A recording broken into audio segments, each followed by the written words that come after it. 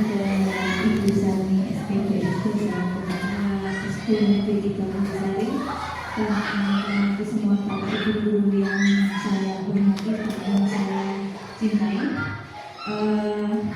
Pertama-tama marilah kita mengucapkan puji syukur kepada Allah Subhanahu wa Ta'ala yang mana pada kesempatan kali ini pagi menjelang siang kita dapat berkumpul kembali dalam acara ini diseminasi pembelajaran mendalam di SD Negeri 3 Bundesari atau Ombel SD Negeri 3 Bundesari. Yang pertama ini slide 1 Pak ya. Kita kali ini adalah konsep pembelajaran mendalam. Ini bukan kurikulum baru, kurikulumnya masih kurikulum merdeka. Hanya ini kita pada tahun ini menggunakan pendekatan pembelajaran mendalam atau deep learning. Tujuan kegiatan diseminasi ini adalah menggali pemahaman peserta mengenai konsep pembelajaran mendalam. Latar belakang yang pertama adalah perubahan masa depan sulit diprediksi, terlebih sekarang era digital. Yang kedua, permasalahan mutu pendidikan, yaitu literasi, numerasi, ketimpangan pendidikan, dan kemampuan berpikir tingkat tinggi. Yang ketiga, bonus demografi 2035 dan visi Indonesia 2045. Kemudian kompetensi masa depan. Mengapa perlu pembelajaran mendalam? Sesuai dengan instruksi, yaitu melengkapi pendekatan pembelajaran dengan menambah karakteristik praktik pedagogik, yaitu keterlibatan, berkesadaran, serta memuliakan guru dan peserta didik agar lebih menghargai dan menghormati potensi, martabat, dan nilai-nilai kemanusiaan. Kemudian pengembangan budaya belajar, pemanfaatan teknologi digital, serta multi atau interdisiplin ilmu pengetahuan. Yang pertama yaitu keterlibatan. Peserta didik sebagai subjek belajar untuk memperoleh pengalaman belajar yang bermakna. Kemudian yang berkesadaran. Slide yang sebelumnya lagi. Berkesadaran yaitu guru lebih dapat membangun kesadaran peserta didik untuk menjadi pembelajar yang aktif, termotivasi secara dengan menekankan pada penciptaan suasana belajar dan proses pembelajaran berkesadaran, bermakna, dan menggembirakan melalui olah pikir, olah rasa, olah hati, dan olahraga secara holistik dan terpadu. Baik, untuk masing-masing prinsip tadi, yang pertama adalah berkesadaran, yaitu pengalaman belajar peserta didik yang diperoleh ketika mereka memiliki kesadaran untuk menjadi pembelajar yang aktif dan mampu meregulasi diri. Peserta didik memahami tujuan pembelajaran, termotivasi secara intrinsik, serta aktif menggunakan strategi belajar untuk mencapai tujuan.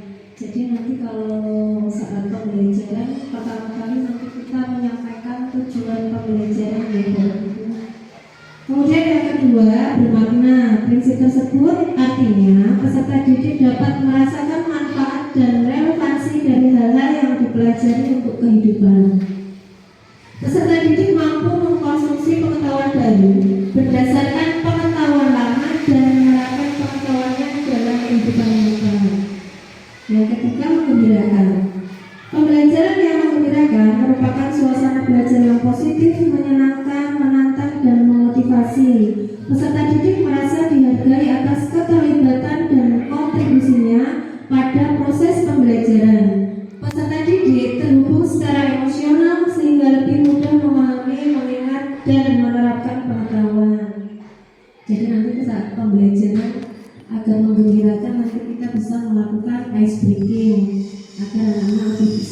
dalam melaksanakan pembelajaran.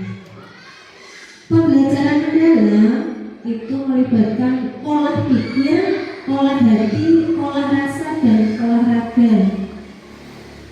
Olah pikir sendiri merupakan proses pendidikan yang berfokus pada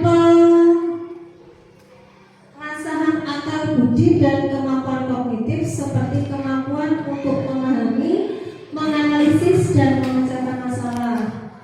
Sedangkan olah hati adalah proses pendidikan untuk mengasah kepekaan batin, membentuk budi pekerti, serta menanamkan nilai-nilai moral dan spiritual. Kemudian olah rasa adalah sebagai proses pendidikan yang bertujuan untuk mengembangkan kepekaan estetika, empati, dan kemampuan menghargai keindahan serta hubungan antar manusia. Dan yang terakhir adalah olahraga, merupakan bagian dari pendidikan yang bertujuan untuk menjaga dan meningkatkan kesehatan fisik, kekuatan tubuh, serta membentuk karakter melalui kegiatan jasmani. Jadi intinya pembelajaran mendalam itu adalah memuliakan peserta didik ya. Dalam penerapan pembelajaran mendalam, semua pihak yang terlibat saling menghargai dan menghormati dengan mempertimbangkan martabat dan nilai-nilai kemanusiaan. Nah, untuk ini nanti pembelajaran mendalam itu akan mewujudkan profil lulusan atau 8 profil lulusan ya. Yang pertama yaitu keimanan dan ketakwaan terhadap Tuhan Yang Maha Esa. Yang kedua, kewarganegaraan. Yang ketiga, kreativitas. Kemudian kemandirian, komunikasi, kesehatan, kolaborasi, penalaran kritis. Itu adalah 8 dimensi profil pelajar ya.